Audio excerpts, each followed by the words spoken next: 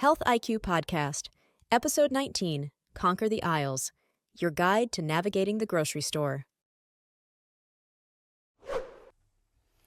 Welcome to this week's episode of Health IQ. Our special guest will be sharing tips for healthier selections and saving money while shopping at the grocery store. There is a lot of market research that is used to get us to part with our money and make those impulse purchases. So Erin Smith is here today to help us navigate the grocery store. Erin is the Clay County Extension Family Consumer Sciences agent here in Tucumcari. And our crew today is Joyce Runyon and Bobby Hockaday. I guess that's it back there. And my name is Brenda Bishop. So, Erin, thank you for joining us. Thank you for inviting me. me. Happy to have you. So, with those food prices that are increasing faster than everything else, it's harder and harder for us to make the ends meet. So, what are some of your tips for helping us make ends meet? I've got some good tips for you because these are tips that you can take for not only the grocery store, but in any shopping experience. And one of the big ones, check what you already have and make a list. How many of us go to the grocery store and we forget our list in the car? We don't make one. I'm just going to grab one or two products.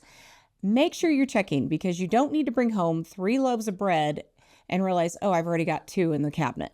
So check what you've got before you go and make your list. That's one of the big ones. I agree with that one. That is a biggie. And I know so often we get someplace and it's like, oh, do we need this? Do we not need this? And we didn't remember to look. Well, and a trick you can do is take a picture of your pantry. That way you know what you've got and what you might need to pick up. And that way you have a backup if you do leave the list sitting on your desk or on your table like I do. Well, I was before phone picture days. And so I have a magnetic note thing on my refrigerator, and people would, when we write things down of what we didn't used up or didn't have. Yes. What we wanted for a recipe, everybody got used to saying, oh, here's what we need. So yes, that helped a lot. Exactly. Another one is that you can sign up for loyalty programs. You can, I know Albertsons and United, if you're ever shopping out of town, have loyalty programs to where you will receive money off of purchases. You will get extra coupons, different things like that. So always look to see what different grocery stores offer. Lowe's has a circular which will be telling you about upcoming sales that they've got on different products. So that's a good way for you to get some money back or to even save some money when you're going to the grocery store. Anymore, when you want those circulars to see what's on sale, you almost have to sign up for their app in order to get Yes, them. you do. Well, that's another one. You can sign up for different apps with different stores to receive virtual coupons that you can clip to be alerted when they've got sales going on and different deals.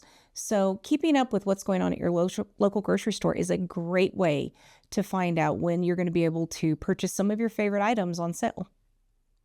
Yeah, there are weeks that we go a couple of times because there are so many good things on sale. Yes, for sure. Another good hint is a lot of us have to travel out of town for doctor's appointments or to do stuff. Join a wholesale club like Sam's Club or Costco. You can join right now on Sam's Club. You can join for $15 for the first year, and that is for their basic membership. Then yearly after that, if you just keep the club membership, it's $50. If you purchase the plus, which will give you even more deals, it's $110 a year. So by looking into different ways that you can save and stock up, because growing up on a ranch, we usually had to stock up because when I was little, we went to town on Sundays until I started school. So we always made sure that we would make trips out of town. We would run by Sam's Club and stock up. But that's a good way to get shelf-stable foods and be able to get them at a discounted price as well. I remember when I first got married, my husband was used to the once a month shopping trip, and I was used to the once a week or twice a week shopping trip. And it was even a challenge for us to find a happy medium. Yes. Yes, it is, because he grew up in a rural area as well, to where they would go to town and stock up and then you would come back. And previously we had people that were doing a lot of their own canning. So they would stock up at certain times of the year and then and they would have it. But now we're used to being able to run to the grocery store anytime we want. So, Right. but go ahead and stock up. That's a good tip to make sure you've got plenty. Well, not everybody can afford to do the big once a month shopping Yes. trips. So even if you just are buying extras when stuff's on sale, Yes. so you have it in your freezer or in your pantry, that can help you. Exactly. And that's why you can actually look at buying at different stores. Check the prices. Even the dollar stores here in Tucumcari. You might be able to find one product a little bit cheaper at one of the dollar stores than you can at the grocery store. You may find something else cheaper at the grocery store. So make sure that you're shopping around and looking for different prices, because things may end up being cheaper at one versus the other. And it's okay to buy generic. You don't have to buy the name brand, because in most cases, you're going to be able to get more bang for your buck, especially when it comes to buying things such as cereal. If you buy the generic, you are getting more and it's costing you less. So that's one of the big things, is always check to see what's going on with the store brand or the generic. And sometimes the generic's better. Yes, it is. There are tastes certain better. things. Yep, my kids will agree, especially with certain cereals. They definitely agree with that one. But that's just simple things that you can do. Also, buy things when they're on sale. If you can buy a couple of extra chickens and you've got the freezer space, buy them while they're on sale. Then you will have them. Because as we know, the meat counter has gotten to be one of the most expensive places to go in the grocery store. But if you can stock up on those items while they're on sale and pull them out of the freezer, defrost them, you've got it ready to go. And that's something you can do with freezable items and with shelf stable. I'm not saying if the salads are on sale, you go buy 3 or 4 of them where they're going to go bad before you have a chance to eat them. But for things that you can actually keep for a while, go ahead and stock up on them while they're on sale. Oh, and definitely making use of that freezer. Yes, yes. Freezers are definitely a very valuable item in this neck of the woods. Another one is, when you've got your list, stick to it. Do not go buy things off of the end caps where, oh, they've got a great sale on this or they've got that. If it's on your list, go ahead and get it. But try to avoid getting away from your list. And one of the ways that you can help to do this is by doing meal prep and meal planning. So if you're planning out your meals for a week and you write those items on your list, then you are less likely to have to go run back 3 or 4 more times to the grocery store and end up getting those impulse purchases a lot of times. So if you have your list and you've done some meal prep, then it'll be ready. And the good thing about meal prep is that you can pull it out and have it ready for dinner very quickly. And you're not standing there like me in front of the fridge going, what are we making for dinner tonight? Because usually we get in late and we don't know what we're going to do. So by making sure that you've got a meal plan, you can save yourself money because you will purchase the items you need and you will not purchase any excess that could go to waste. When I had to feed my family at home, we always had that meal plan.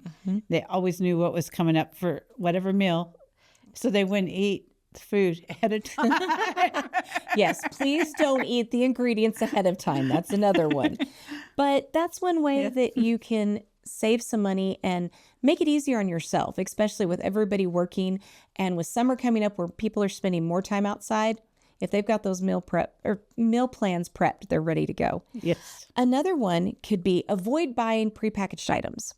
One way that my family has learned that we can save some money is we buy block cheese. Instead of buying the pre-shredded cheese, buy the block cheese. Then it is ready to go. You can use it for sandwiches, you can slice it yourself, and you can shred it and have it. It also seems like it stays fresher longer as well than the pre-shredded. It melts better too. It does. It definitely does. But avoid buying your prepackaged items. Salad's another good example. Yes. If you will actually price a prepackaged salad and then the ingredients for a salad, you're getting way more bang for your buck by buying the ingredients and making it yourself, because you're definitely going to get more and you have the ingredients that you can use for other recipes aside from a salad as well. And they're fresher. Yes, they are. Another one is limit your shopping trips. How many of us have had to go to the grocery store 2 or 3 different times during the week? Oh, I forgot this. Oh, I forgot that. As soon as we go in, we usually do not buy the one item we need. We end up buying, oh, well, I might could use that or I might could use this. If you limit your amount of time in there, you're less likely, like I said, to stop at the end caps or to pick up an impulse purchase at the cash register, which usually are not on sale. And they definitely are not something we usually need for a healthy diet. But by sticking to that, and limiting our lists or limiting our trips on our list, we can make sure that we are saving money. Another one is, this one was interesting to me, calculate your burn rate. This means, are there items that you go through more frequently, that you use more often, such as maybe your fresh fruit or butter or milk? Look at how often you're going through them and how often you're having to purchase them. And if there's certain things that are shelf stable that you use more of, maybe you're cooking with lots of whole grain pasta. If you decide to, and you monitor how much you're using it, you can stock up on it when it comes on sale because you know you're going to go through it more frequently. And also, it's not going to take up shelf space and be sitting there. This only works if you're thinking about things you use regularly, not things that, oh, it's nice to have that, but make sure it's things that you can use regularly. Well, and a lot of us sort of get into we have our favorite recipes. Yes. And so I always make sure I have those ingredients. Yes. Brown rice is one that we use a lot of at our house for different recipes. And I really like to have it. And it's nice to have the instant, but I do go ahead and purchase the regular brown rice. It takes a little longer to cook, but it tastes better. And it also saves me money. It has a little different texture as I like the regular brown rice texture myself. It doesn't get as sticky. That's how I think of it. But that's a great way to look at it. A big one is shop seasonal. When the farmers markets are going, they're a great place to get fresh produce. And you're shopping local, you're supporting your community. But a lot of times you can go get produce there for way cheaper than you can get it in the grocery store. And they're going to have fresh produce that has come straight out of the garden, straight out of the fields. Right now, we're starting to see some that are coming up with some early stuff like asparagus and different things like that. So go shop at the farmer's market and see what you can find. And it's always better to get that fresh produce than the frozen. Frozen is great in the winter, but when summer and spring are coming on, go get the fresh stuff. Well, even in the grocery store, there's some stuff that when it's more in season, the prices are a little lower. And so, yes, especially with fruit. Now that we're getting to warmer climate in North America, fruit will be costing less than it has during winter because they're not having to import it from South America. So that's one of the big things too, is just look at when things are due to be harvested. And in the fall, you're going to be getting a lot of different squash and different products along that. So you're going to be seeing a lot of calabacitas and different things coming on. But right now, just be checking out to see what everybody's got coming up because you may find some awesome deals. Well, I always like spring because that's when the strawberries and the asparagus are cheaper. Yes, exactly. And we all love to have strawberries around Valentine's Day, but they were a little expensive this year. Oh, so I right bet. now Yep. is the time to be looking at some of those. Also, grapes are going to start coming on pretty quick to where they're going to be cheaper as well.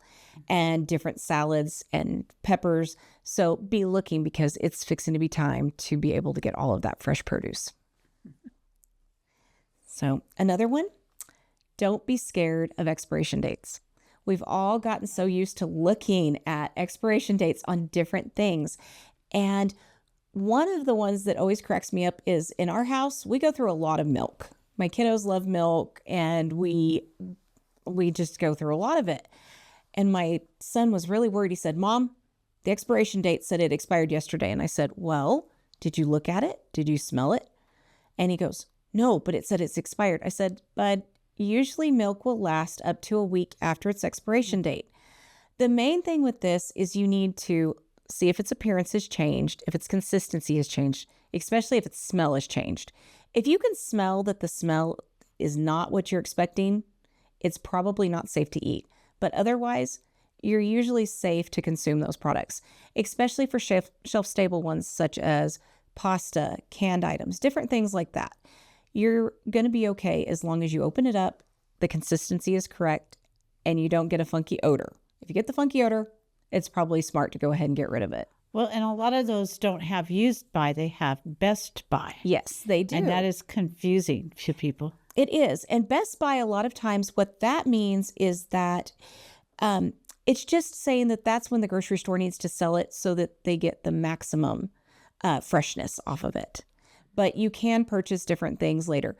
Meat is one of the things that you need to be a little more cautious about because meat can go rancid way faster than even produce or dairy products. So make sure that you are kind of following that one. That one's one you need to make sure you have it frozen or refrigerated and used by a certain date. But for other products, you're usually good. Cheese is another one that it will stay fresh longer than you assume, as long as you keep it refrigerated. So just make sure that you're checking before you eat it, but you can ignore the expiration dates for a little bit. Well, and if you don't open that cheese, it stays a long time. Yes, it does. It does. And cheese, a lot of times, you can feel by the texture when you pick up the package if it's already started to get a little stale. So, but also another thing I wanted to talk with you about is making sure you're picking the right aisles to go down and purchase healthier foods when we go to the grocery store. Because the first aisle that we usually end up on, and I have to remind my kids no, is the chip aisle. With all the good, easy snacks. They like to grab their chips, grab their crackers, popcorn, different things like that. I've kind of encouraged the popcorn because it's a lot healthier for them than sitting there and taking all the Takis that they can get as fast as they can. But it's an aisle that can get us into trouble really quick. Items on this aisle are usually not very cheap. And a lot of times you're going to be paying paying higher prices for what you get than you would in other aisles. One aisle that I would recommend, definitely go down the produce aisle. Go check. You can price shop. A lot of times they will get different produce in, and if they've got an excess of it, it brings the price down. So be checking to see if they're going to be getting a shipment of, say, strawberries in or blackberries, and you're interested in them. Go ahead and get some. Just, they're a good, healthy snack. They're a quick way. Also, carrots. Keeping carrots around. Quick and easy. Lots of nutrients. So definitely go there. Another aisle you need to definitely shop is the meat aisle. Go down and check to see what's on sale. If you can get lean cut pork chops cheaper than you can ground beef, then maybe you might be looking for recipes to use for those. But definitely shop and look at your options. See what you can afford and see what best fits your needs as well. And I'm not saying you can't have your bacon. I'm just saying you might want to shop for prices and you might want to limit how much you eat of it.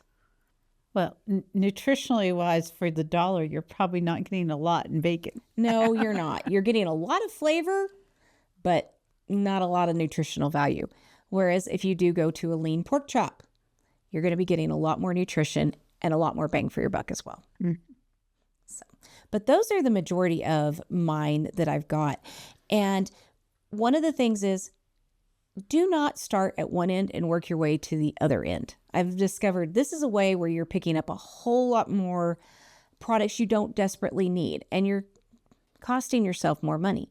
If you will go to targeted areas where you have things on your list and start there and make sure you've got them, you're less likely to pick up those impulse purchases. And also, you will save time in the grocery store as well, because I know many of us will go to the grocery store and we'll start at one end and we'll cruise and we'll look and we'll see.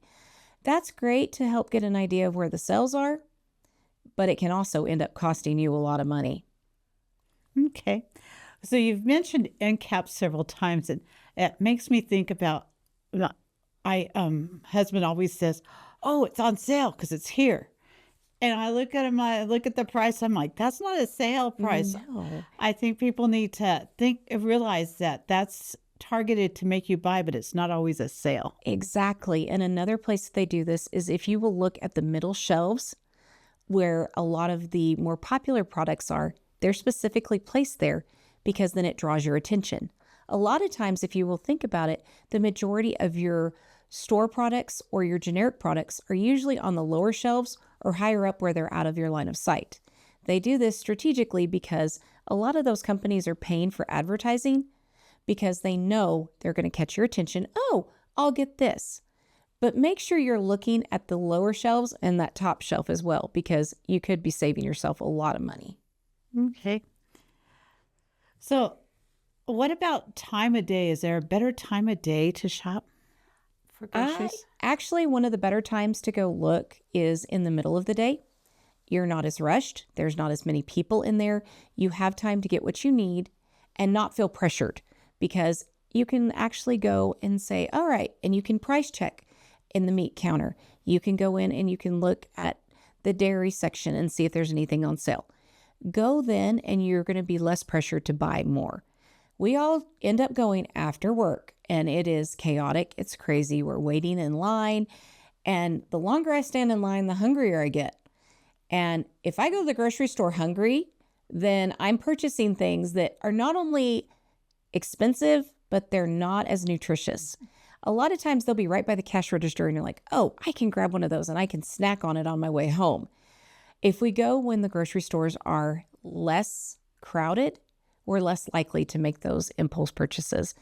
So make sure you're kind of looking at what time you should go just based on your grocery store. Some grocery stores, it's better to go in the morning earlier. And other grocery stores, it's better to go mid-morning to early afternoon. I agree. I actually like to go to ours first thing in the morning. 7:30 is a great time to go to our grocery store. I completely agree with you on that one. If I'm in town. But everybody's friendly and happy, and Yes. it's not too crowded. Yes. So, those are some great ideas, and I was just had my brain just going away round and round. Usually this time in our podcast, we do a quote for some food for thought. And so I had a couple, and I think this one sort of fits some of those things that you talked about today. And if you want to expand on this quote, it's accidentally went to the grocery store on an empty stomach. And now I'm the proud owner of aisle 5. Yes, there's many studies out there that say if you go to the grocery store hungry and you are surrounded by all of that food, you're going to be even hungrier when you leave, and you're going to be purchasing many things you didn't need. Oh, that macaroni and cheese looks amazing. I think I'll get that and we can go have that for dinner. Whereas I came in to buy some ground beef to end up making hamburgers that I grill, so they're a little healthier than the mac and cheese. But just make sure that you're not going in hungry because it's going to end up coming out on your register receipt. Right. And if you have those stores that sort of specialize in those already prepackaged meals that Yes. look so good, and all you have to do is pop them in your oven. Yes, but believe me, you are paying way more for those than you would if you bought the ingredients and took a little bit of time and made them yourself. Well, we are so excited that you came, and we have a little thank you gift for you. you. This is just our little logo and our mugs that we're giving to all our presenters, and we hope that you enjoy it. And with that, we'd like to thank all of you for joining us today as we learned how to save money and eat healthier. Please come back for the next episode of Health IQ. Special thanks to our guest contributor for this episode, Aaron Smith, Extension Family and Consumer Sciences Agent, Quay County Extension Office. Our host was Brenda Bishop, Quay County Health Council Coordinator. Our podcast crew, Executive Producer Brenda Bishop, Director Robert F. Hockaday, Producers Robert F. Hockaday and Joyce Runyon, Editors Robert F. Hockaday and Joyce Runyon. Music provided by David Morris. This podcast was made possible by a New Mexico Department of Health Better Together grant. Additional information about today's topic will be on the Health IQ blog located on the Quay County Health Council's website at www.qchealthcouncil.org. Be sure to follow the Quay County Health Council on YouTube, Facebook, and Instagram at Quay County Health. This podcast was created solely for educational purposes. It is not intended as a substitute for advice from a healthcare or mental health professional.